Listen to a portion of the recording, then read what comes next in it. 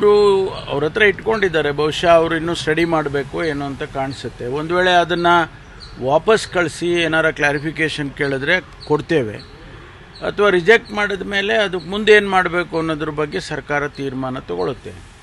ಇನ್ನೂ ಅವ್ರು ರಿಜೆಕ್ಟ್ ಮಾಡಿಲ್ಲ ಅಥವಾ ಕ್ಲಾರಿಫಿಕೇಷನ್ ಕೇಳಿಲ್ಲ. 22-25 ಏನೋ ಬಿಲ್ಲು ಕಳಿಸಿತ್ತು ನಾವು.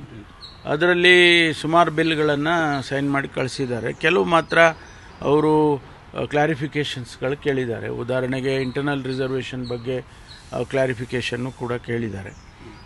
ಈ ಬಿಲ್ಲಿನ ಬಗ್ಗೆ, ಹೇಟ್ ಸ್ಪೀಚ್ ಬಗ್ಗೆ ಅವ್ರ ಹತ್ರನೇ ಇದೆ. ಅವರು ಬಹುಶಃ ಸ್ಟಡಿ ಮಾಡಿ ಅಪ್ರೂವ್ ಮಾಡ್ಬೋದು ಅಂತ ಅಂದ್ಕೊಂಡಿದ್ದೀನಿ. ಅಕ್ರಮ ಬಾಂಗ್ಲಾ ವಲಸಿಗರು ಅಥವಾ ಬೆಂಗಳೂರಲ್ಲಿ ಇರೋರ ಬಗ್ಗೆ 3ನೇ ದಿನದ ಅಭಿಯಾನವನ್ನು ಒಂದಿಷ್ಟು ಚಾನಲ್ಗಳೀಗ ಮಾಡ್ತಿರೋಂಥ ಸ್ಥಳದಲ್ಲಿ ನಮ್ಮ ಚಾನಲ್ ಕೂಡ ಮಾಡ್ತಿದೆ. ಒಂದಿಷ್ಟು ಜನ ಕ್ಯಾಮ್ರಾ ನೋಡಿ ಓಡೋಗ್ತಾರೆ, ಆಮೇಲೆ ಆನ್ ರೆಕಾರ್ಡ್ ಒಪ್ಕೊಳ್ತಾ ಇದ್ದಾರೆ, ನಾವು ಬಾರ್ಡರಲ್ಲಿ ದುಡ್ಡು ಕೊಟ್ಟು ಬಂದಿದ್ದೀವಿ, ಏಜೆಂಟ್ಗಳು ದುಡ್ಡು ಕೊಟ್ಟಿದ್ದೀವಿ, ನಮ್ಮನ್ನು ಅವರೇ ಡಿಸ್ಟ್ರಿಬ್ಯೂಟ್ ಮಾಡ್ತಾರೆ, ಎಲ್ಲೆಲ್ಲಿರಬೇಕು ಅಂತ ಅವರೇ ಮನೆಗಳು ಮಾಡ್ಕೊಡ್ತಾರೆ. ಇದ್ರ ಬಗ್ಗೆ ಗೃಹ ಇಲಾಖೆ ಯಾವ ತೀರ್ಮಾನ? ಈಗ ನೋಡಿ, ನಾವಂತೂ ಭಾಳ ಕಠಿಣವಾಗಿ ಇದ್ದೇವೆ ಈ ವಿಚಾರದಲ್ಲಿ. ಕೇಂದ್ರ ಸರ್ಕಾರ ಬಾರ್ಡರ್ ನೋಡೋರು ಯಾರು? ಸೆಂಟ್ರಲ್ ಗೌರ್ಮೆಂಟು ಬಾರ್ಡರ್ನ BSF ಬಾರ್ಡರ್ ಸೆಕ್ಯೂರಿಟಿ ಫೋರ್ಸು ಅಥವಾ ಬೇರೆ ಬೇರೆ ಮಿಲಿಟ್ರಿ ಫೋರ್ಸಸ್ ಎಲ್ಲ ಅವರು ಆ ಬಾರ್ಡರ್ನ ಕಾಯ್ಕೊಳ್ತಾರೆ.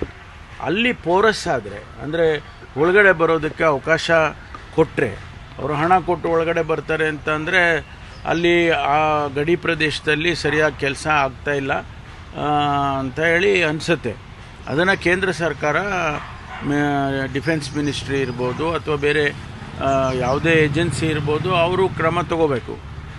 ಅಲ್ಲಿಂದ ಇಲ್ಲಿ ಬಂದ ಮೇಲೆ ಆ ಏಜೆಂಟ್ಗಳು ಉಟ್ಕೊಂಡು ಅವರು ಇಲ್ಲಿ ಇಡೀ ದೇಶದಲ್ಲಿ ಅವ್ರನ್ನ ಎಲ್ಲೆಲ್ಲೇ ಕರ್ಕೊಂಡು ಬಂದು ಕೆಲಸ ಕೊಡಿಸಿ ಆ ರೀತಿ ಎಲ್ಲ ಮಾಡ್ತಾರೆ.